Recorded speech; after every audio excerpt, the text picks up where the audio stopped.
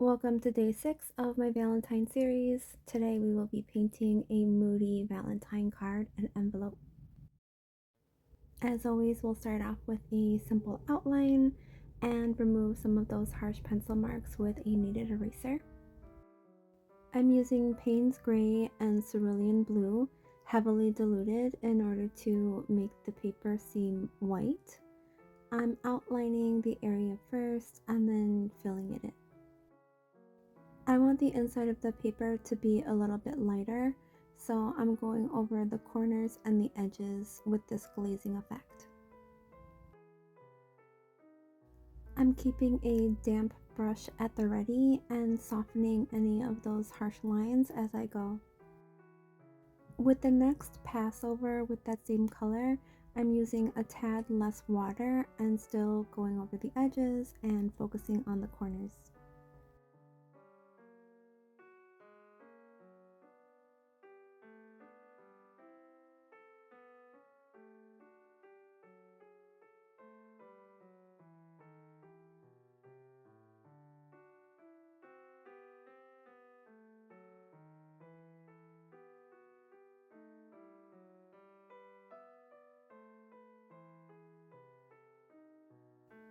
I want the heart in the middle to pop out, so I'm using just a regular Pyrrole Scarlet and diluting it a tad while outlining it, and then the outline will be a little bit darker than the rest of the heart. So basically I'll just use a damp brush and bleed in the outline color. I want the heart to look like it's coming off a little bit from the paper, so I'm adding a shadow to the left side but softening the edges. I'll go back in and deepen this shadow, but for now I'm going to completely dry it so that the red doesn't bleed in as much, and then add a little bit darkening of that shadow on the left side.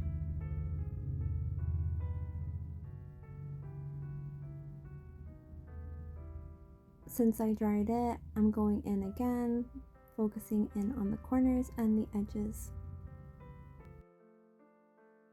This part can be a little scary because you're referencing the color from just the white page, so it looks really blue.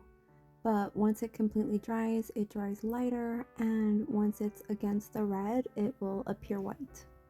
So now we're using that same Pyrrole Scarlet, and we're using a heavily diluted mixture and starting off with the smallest portion of the envelope.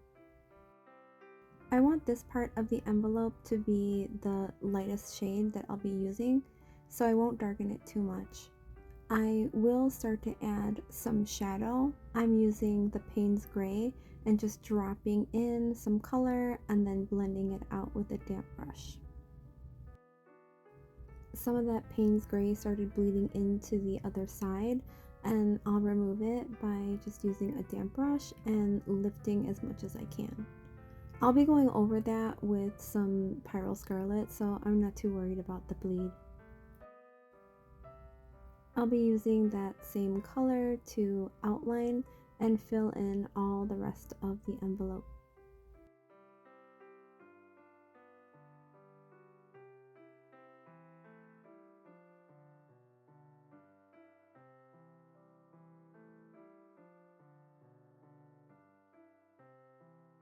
I'm keeping a tiny sliver of white along the inside of the envelope just because I want there to be a little bit of differentiation, and then I'm going to add a highlight. I completely dry it before adding our complementary color overlay. So I'm using the sap green, and I mixed some with our Pyrrole Scarlet just to see how that turns out, and I added a little bit more of the red, and I thought this would be great for a later layer, so I'm leaving that to the side. In the meantime, I'm using that sap green and heavily diluting it, and then using that as a shading color for all of the edges and the corners that I want to darken. We're approaching the ugly phase where everything looks very flat and it looks almost in danger of becoming muddy because you're adding that green on top of the red. But You just have to trust the process and keep going.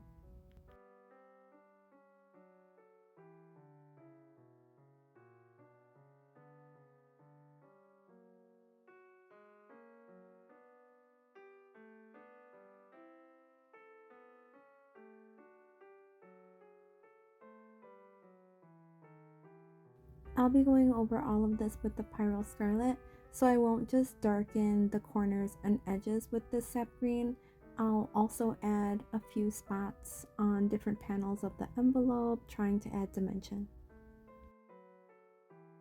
Even though I'll be adding a layer on top, I still make sure to use a damp brush and blend out any of the harsh lines.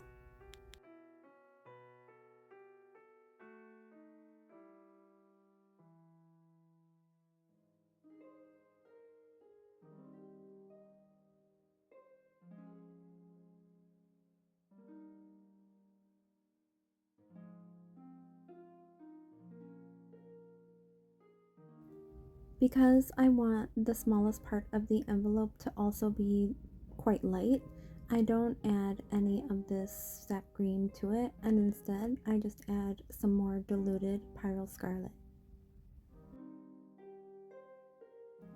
After this, I will completely dry it before adding my next layer. I'm using the Pyro Scarlet but with less water. I'm just outlining all of the panels and filling them in, still leaving that little sliver of white along the edge at the top. Even though the sap green can still be seen, there'll be even more layers and the glazing effect will make it all cohesive.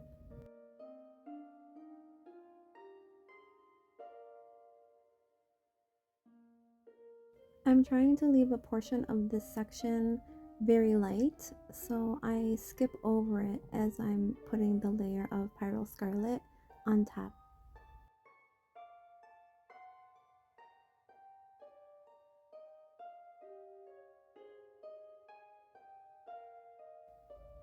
It's time to completely dry it again before adding our next layer. Again, we're using the Pyro Scarlet, we're not diluting it as much, and we're outlining and filling it in.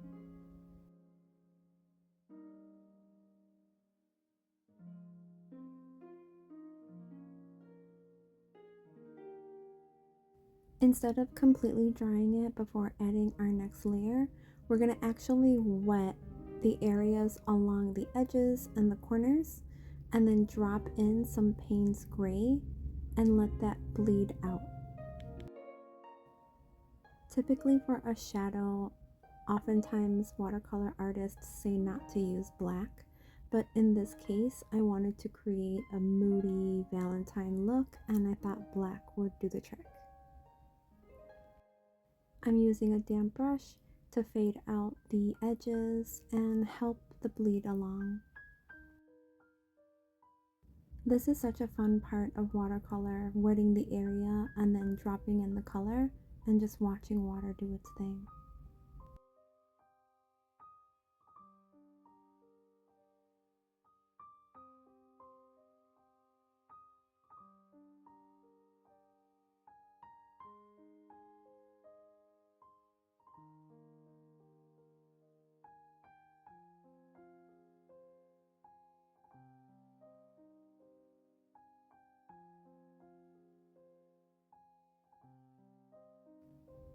After we're done with that, we'll dry it completely before adding our next layer.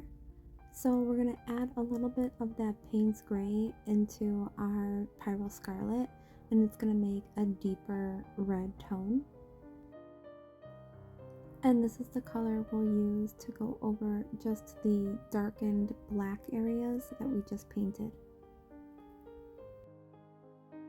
We're still using a damp brush to help blend it out.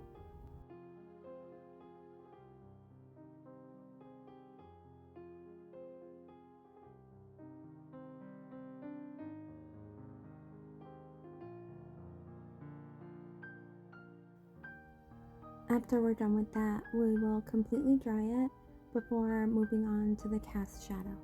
So because the paper has that blue-gray tone, I don't want my cast shadow to be that same color. I mixed a little bit of yellow ochre with the complementary green and red color that I made earlier, mixed with the darkened red tone and a tiny bit of Payne's Gray, and I came out with this really beautiful earthy neutral, and I used that for my cast shadow. I'm making it pretty defined on the left side, but I'm blending it out more on the bottom and right and softening the edges a bit. I'll darken the area that is closest to the envelope, but I'll still blend it out. Once I'm satisfied with the cast shadow, it's time to completely dry it before adding an outline.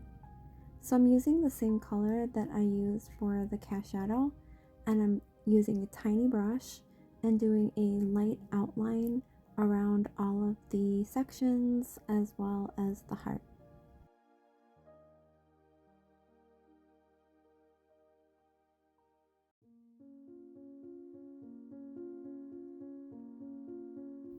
I'm able to use the same cast shadow color to add a little bit more shading to the inside heart. So I'm outlining it a little bit and then I'm using a damp brush to blend it in towards the middle. I need to dry it completely before adding my highlight. I'm using a bleed proof white and doing a very thin line while using a damp brush to blend it out.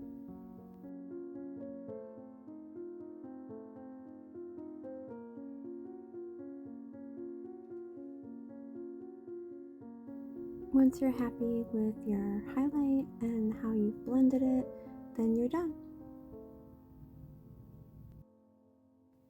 This is how it looks in natural daylight. Thank you for painting with me, and I hope to see you on the next video.